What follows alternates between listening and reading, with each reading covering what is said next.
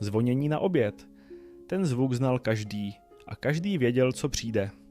Fronta u výdejního okénka, nerezový tác, vůně školní jídelny. Dnes si vzpomeneme na 10 jídel, bez nichž si dětství v ČSSR nelze představit. A na konci pan pokrm, jehož jméno zná každý, ale co se za ním skrývalo, tušilo jen málo kdo. Přihlaste se k odběru, před námi jsou poctivé příběhy o životě v Československu. Bylo jídlo, u kterého se celá jídelna sklidnila. Žádné fňukání, žádné schovávání jídla do kapsy nebo pod stůl. Jen ta narůžovělá omáčka, rýže a vůně mleté papriky, která vás přivítala ještě na chodbě. Kuře na paprice. Kdo ho měl v jídelníčku, věděl, že dnes bude dobrý den. A víte co? Tohle jídlo vlastně vůbec není české. Původní recept pochází z Maďarska. V 19. století ho celé Rakousko-Uhersko znalo pod názvem paprika Hendl. Maďarští pastevci ho vařili z toho, co bylo po ruce. Kuře, cibule, paprika. Jednoduché, syté, výrazné. Přes Vídeň se recept dostal do Čech, kde si ho naše babičky po svém upravili, přidali smetanu, zahustili moukou a kuře proměnili v omáčku, která nemá ve střední Evropě konkurenci. Tak se z maďarského selského jídla stala česká klasika. Ve školní jídelně 70. a 80. let ale kuře na paprice vypadalo trochu jinak než u babičky. Smetana byla řidší, maso někdy tuší, prostě závodní verze. A přece ta papriková vůně dělala divy. S rýží se omáčka prolínala úplně jinak než s knedlíkem. Vsákla se, spojila se, každé sousto bylo jiné. Na Slovensku přidávali do omáčky více pálivé papriky, v Čechách se drželi té sladké. Každá jídelna měla svůj recept, každá kuchařka svůj tajný poměr. Ale jedno bylo všude stejné. Talíř byl prázdný rychleji než obvykle. A to je ta nejlepší recenze, jakou jídlo může dostat. Pátek. Jen jedno slovo stačilo, aby celá třída stichla u výdejního okénka a napjatě čekala. Ne proto, že by byl konec týdne, ale proto, že pátek byl v mnoha jídelnách dnem čevapčiči. Ty tmavě opečené válečky z mletého masa, vedle nich brambor a mistička cibule. A hořčice, ta nesměla chybět nikdy. Příběh čevapčiči je přitom starý jako Osmanské říše. Původní kebab putoval z Turecka na Balkán během staletí osmanské nadvlády, v Bosně a Srbsku se usadil, dostal místní podobu a jméno čevap. Do Československa se dostal jako exotický host ze spřátelené Jugoslávie. Jejíž kuchyně byla v socialistickém světě pověstně dobrá. Ministerstvo vnitřního obchodu ho zařadilo do státních norem a recept byl na světě, oficiálně s razítkem. A tady přijde věc, která by leckterého kuchaře pobavila. Normy z roku 64 předepisovaly na čevapčiči pravou svíčkovou, vepřovou a skopovou kýtu. Skutečný balkánský pokrm, nic levného. Jenže do roku 82 se normy trochu, řekněme, zjednodušily. Svíčková zmizela, skopové také. Zůstalo hovězí a vepřový ořez. Počet válečků na porci klesl ze 4 na 3. Ale válečky byly prý větší.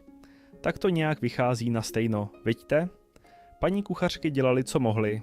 Opékali z prutka na sádle, dokud povrch nezčernal a vnitřek nezůstal narůžovělý. Na Balkáně ho jedí s ajvarem a pita chlebem. U nás s bramborem, hořčicí a hromadou syrové cibule. A upřímně, ta naše verze nebyla o nic horší. Tohle jídlo uměla vařit každá babička a přitom ho skoro nikdo neuměl popsat. Brambory, mouka, mák, máslo. 4 věci. A přesto, když to přišlo na stůl, bylo to něco úplně jiného než suma surovin. Škubánky. Jídlo, které má v názvu samotný způsob přípravy. Z těsta se totiž lžící škubaly jednotlivé kousky. Staročeské slovo, starodávný zvyk. Ještě před 100 lety patřily škubánky do znalostní výbavy každé české hospodyně. Na Vysočině jim říkali prostě škubánky, v západních Čechách kucmoch, na Slovácku šulánky. Jídlo chudých lidí, brambory a mouka, nic drahého, nic vzácného. Ale s mákem, cukrem a horkým máslem se z té prosté hmoty stalo něco, na co se nedalo zapomenout. A právě proto se škubánky ještě v polovině 70. let objevovaly v jídelníčcích školních jídelen a závodních kuchyní. Stát je měl dokonce zapsané v normách jako oficiální pokrm. Ve školní jídelně platilo pro škubánky jedno zlaté pravidlo. Másla musí být dost. Máku s cukrem také. Když kuchařka šetřila a někdy šetřila, škubánky se lepily na patro a sousta nešla dolů.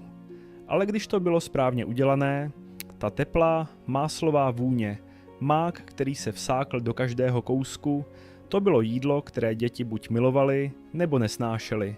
Nic mezi tím. Na Moravě přidávali někde místo máku strouhaný tvaroh, v Čechách se držely klasiky. A v každé rodině se tradovalo, že ta správná hustota je tajemství, které se nedá zapsat do receptu, musí se cítit. Každá babička to věděla a každá tvrdila, že její je nejlepší. Řekněte slovo špenát lidem naší generace a počkejte. Polovina se usměje a polovina skřiví obličej. A víte co? Oba tábory mají pravdu. Záleželo totiž na tom, kde jste ho jedli. Doma u maminky nebo babičky byl špenát s vajíčkem a bramborem jídlo, na které se těšilo. Ve školní jídelně tam to byla jiná věc. Špenát pěstují lidé v českých zemích od středověku. Tato zelená listová zelenina k nám přišla ze středního východu přes Španělsko a Itálii. Ve šlechtických zahradách se objevovala už v 16. století. Jenže to byl špenát čerstvý, vonící, živý. V 70. a 80. letech školní jídelny sáhly po mraženém polotovaru. Ten byl levný, skladný a připravil se rychle. Rozmrazit, zahustit jížkou, přidat česnek. Hotovo. Dětem se pak říkalo, že budou silné jako Pepek námořník. Jenže Pepek jedl špenát ze svých zásob, ne z institutů závodního stravování. A přece, kdo ho doma jedl správně připravený, ten ho miloval celý život. Máma ho dělala na sádle, s česnekem, zahustila ho jak má být. Hustý, ne vodnatý. Navrch sázené nebo vařené vejce, vedle vařený brambor. Takhle vypadal špenát, na který se vzpomíná. V Čechách ho servírovali s bramborovým knedlíkem. Na Moravě a Slovensku raději s bramborem.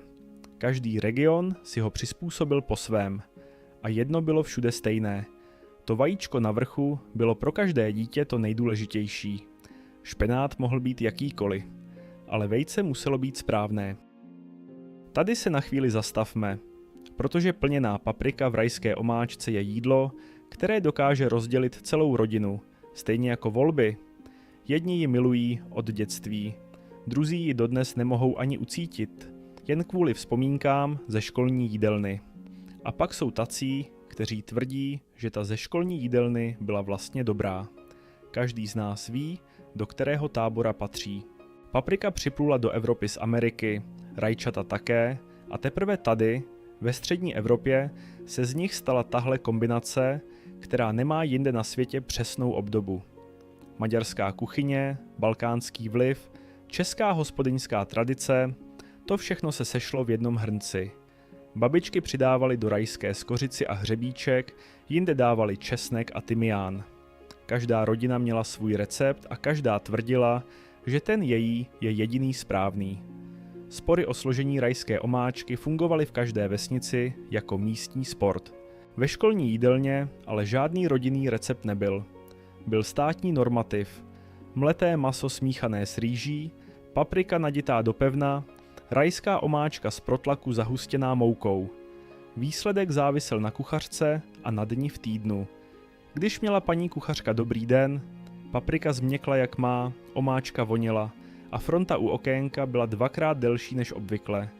Když ne, z papriky vypadla tuhá klopsa a omáčka připomínala ředěný kečup. Ale i ta méně vydařená verze měla jedno kouzlo. Tu vůni dušeného masa a rajčat, která se linula celou chodbou ještě před polednem. Tu vůni si pamatujete dodnes. Podívejte se na tento pohled upřímně. Zelenkavá nebo žlutá hmota na talíři, vedle ní plátek uzeného masa nebo párek, kyselá okurka. Žádná sláva. A přece Hrachová kaše v české jídelně přežila staletí. Středověk, šlechta, selské chalupy, závodní jídelny, školy. Jídlo, které se nezastavilo před ničím, ani před dětským odporem. A tady přijde věc, která překvapí. Hrachová kaše má historii sahající do středověku. Vařila se tehdy nejen v chudých domácnostech, ale i na šlechtických stolech jako postní pokrm. V Anglii ji dodnes znají jako peas pudding. Ve Skandinávii ji podávají s uzeným masem. V některých zemích ji milují jako zdravou pochoutku. Američané ji dokonce na internetovém fóru jednou zvolili nejlepším jídlem světa. Nejlepším. A my ji dáváme dětem za trest. Na tom je cosi hluboce česky vtipného. Ve školní jídelně 70. a 80. let ale hrachová kaše skutečně nebyla na první pohled lákavá. Levná surovina, rychlá příprava a výsledek závisel hodně na tom, kolik kuchařka přidala majoránky a česneku. Když to bylo správně, kaše vonila, uzené k ní sedělo jako ulité a kyselá okurka dávala celému talíři tu správnou kyselinku. Když to bylo špatně, šedivá mazlavá hmota bez chuti. A pak si děti na hrachovou kaši nesly předsudky celý život. Jenže, a to vám řeknu s plnou vážností, správně uvařená hrachová kaše s domácím uzeným je dodnes jedna z nejlepších věcí, které česká kuchyně umí. Škoda, že na to většina z nás přišla až jako dospělí. Červená, hustá, vonící paprikou, na hladině plavající kolečka párku. A ten pocit, když vás první lžíce zahřála zevnitř ještě předtím, než jste se stihli posadit. Frankfurtská polévka. Jedno z těch jídel ze školní jídelny, u nichž si každý vzpomene přesně, kde seděl, kdo byl vedle a jak ten párek voněl. A teď přijde věc, která pobavila leckterého historika. Frankfurtská polévka nepochází z Frankfurtu. Jde o ryze český vynález, pojmenovaný jen podle párků, které se ve Frankfurtu nad Mohanem prodávaly už od 15. století. Slavné frankfurtské párky dokonce na své korunovaci vychvaloval sám král Maxmilián II. V 19. století zmínila tuhle polévku i sama Magdalena Dobromila Rettigová ve své kuchařce, ale podoba tenkrát byla ještě jiná. Bez brambor, spíš takový hutný vývar s uzeninou. Do podoby, jakou známe dnes, ji dotáhly české závodní jídelny a bufety. Ve školní jídelně 70. let plnila frankfurtská polévka jeden velmi důležitý úkol. Přišla jako první chod před méně sytým hlavním jídlem.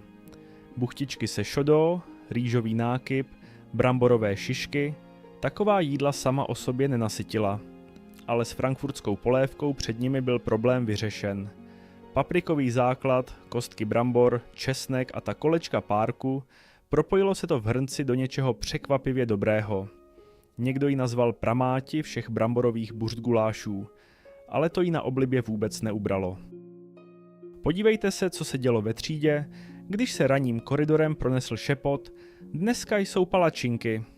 Nemuselo se nic vysvětlovat. Fronta u výdejního okénka byla 2x delší než obvykle. A kdo chodil na oběd nerad, dneska přišel. Palačinky byly ve školní jídelně malým svátkem. Prostě tak. A za tímhle prostým jídlem se skrývá příběh hodný detektivky. Rok 1787, Paříž, francouzský královský dvůr. Maďarský šlechtic, hrabě Esterházy, si se sebou přivezl kuchaře jménem Francisco Palaččiny, původem ze Sedmihradska. Ten se rozhlédl po francouzské kuchyni, ochutnal zdejší krébs, tenké placky posypané cukrem a přelité koňakem a rozhodl se, že je trochu vylepší. Přidal víc těsta, namazal marmeládou, sroloval do ruličky. Výsledek uchvátil celé Rakousko-Uhersko. A pochoutka dostala jméno po svém tvůrci – Palaččiny, palačinka. Takže každý, kdo si kdy v školní jídelně zaroloval tenkou placičku s malinami, šel v šlépějích habsburské šlechty. Ve školní jídelně 70. let byly palačinky výjimečnou záležitostí. Ne každý den, ne každý týden. Přesně proto se na ně čekalo.